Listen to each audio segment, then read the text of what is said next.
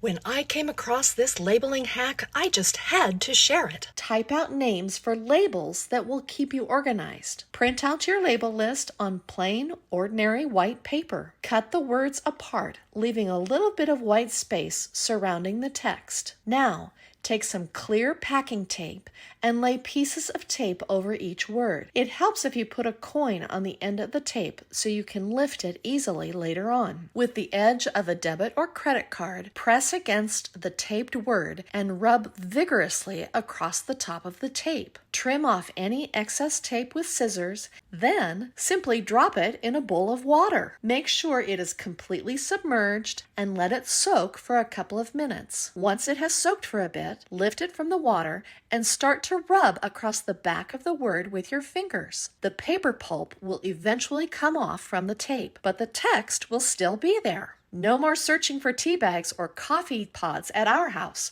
with clearly labeled storage. You want to make sure that you have a nice clean surface. Rubbing alcohol is a good option. You'll need some sort of stencil and line that up and then just press down firmly. And it's really important here that you maintain the best seal possible. You'll want to take some painter's tape and put it around the surrounding edges. Now that you have your stencil in place, it's time to apply the etching cream. I typically do about a 5-minute time to allow it to sit, and then we'll rinse it off. Run it under a stream of warm water and just allow the cream to gently rinse off. Once you have the etching cream all rinsed off, you can go ahead and remove the stencil and the tape. But we're going to take it one step further, and I'm going to be using this Rub and Buff product to add some color to it. Once you're done, fill them up with your favorite contents and display. The options are absolutely endless. I just went ahead and emptied out these containers, and then I went online and printed out what I wanted each one to say. So I'm going to be taking this piece right here, taping it to wherever I want this. You're gonna use whatever paint pen that you have on hand. All you're gonna do is just take your paint pen and then trace exactly what the word says. But all you have to do is just remove that. And then of course my double-sided tape stuck on there, and you can see the word just transferred really nicely there. This method gives it a really clean look. As you can see, the letters are pretty much exactly what I printed out, and it transferred perfectly onto the containers. So the first step of this process is going to be emptying out our messy spice drawer.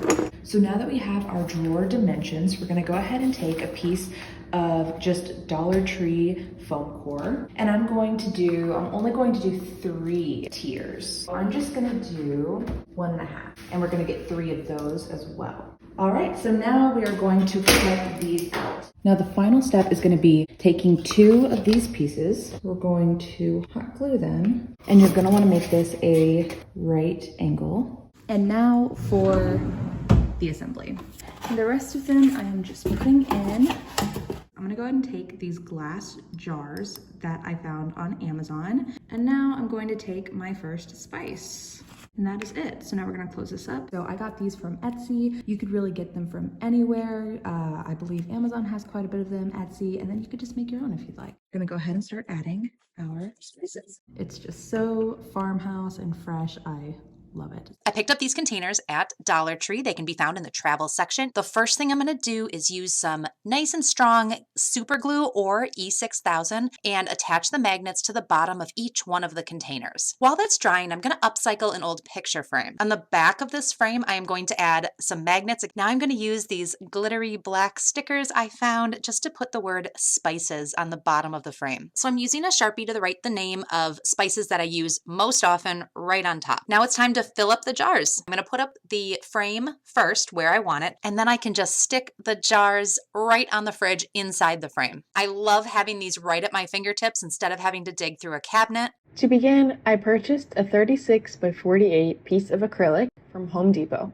To prep the piece, I covered all 4 corners with 2 layers of painter tape, measured up and over 1.5 inches, and marked. I then used a regular drill bit to slowly drill the hole into the acrylic, making sure not to crack it. This will come in handy later. Making a rectangle, I measured up from the bottom 2.5 inches and marked it. 6.5 inches from each side and down 8.5 inches from the top. I used painter's tape to mark these measurements. Then, measuring 5-inch strips, I marked and taped off vertical lines and repeated this step for the horizontal lines. The tape I used to make these is called charting tape. but you can use any color tape that matches your decor. After all the lines were marked, I cut the excess tape off with an X-Acto knife and removed the painter's tape. I then went outside to give my sign standoffs a coat of gold spray paint to match the rest of my calendar. While these were drying, I secured my vinyl letters to mark the days of the week to the top of my calendar. I made these with my Cricut, but you could cut your own or get a set of stickers from the craft store to spell out the days of the week. Now it's time to hang. Having a partner comes in handy to hold the calendar up to make sure it's level and then mark the corners where you drilled. The standoffs I ordered came with anchors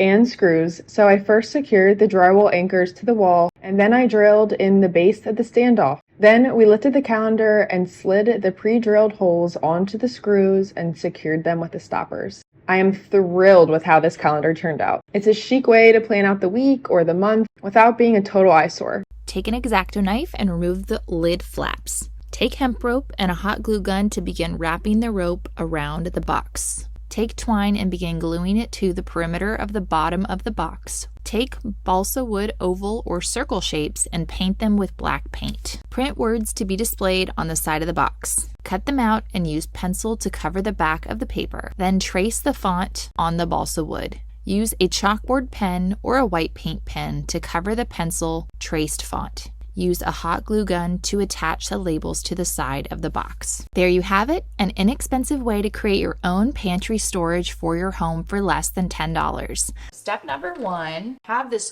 folk art acrylic craft paint. I'm using a dry brush, but I'm going to go in with my brush and we're just going to work on coating the basket. So we have the gray. Now we're going to go in with folk art honeycomb. And I'm just going to take my palette.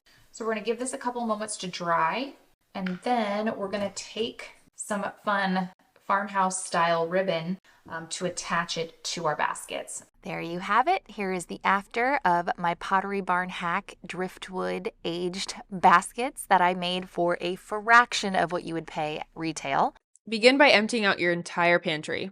Your counters should look like this. Clean and measure your space. I'll be using a few different organizers like clear plastic bins, wicker baskets, turntables, and airtight containers. How much better does this look? Everything makes sense for my home and my lifestyle, and it's super easy to find. Grab some inexpensive tension rods. Take 2 tension rods and install them horizontally in your closet. The front rod should be placed about a ½ inch lower than the back rod. This will give your shoes a slight angle forward without them falling off. You can organize boots as well. Place the tension rods vertically to keep boots upright and organized. Your boots can't help but stand at attention. Is the space under your kitchen sink a jumble of cleaning bottles? Clear out the space and install 1 larger sized tension rod horizontally and in front of any sink pipes. Hang all of your cleaning spray bottles from the rod. You'll be amazed at how much added space you now have. In any kitchen cupboard, install a series of 2 tension rods vertically and back to create the perfect system for storing baking sheets and muffin pans.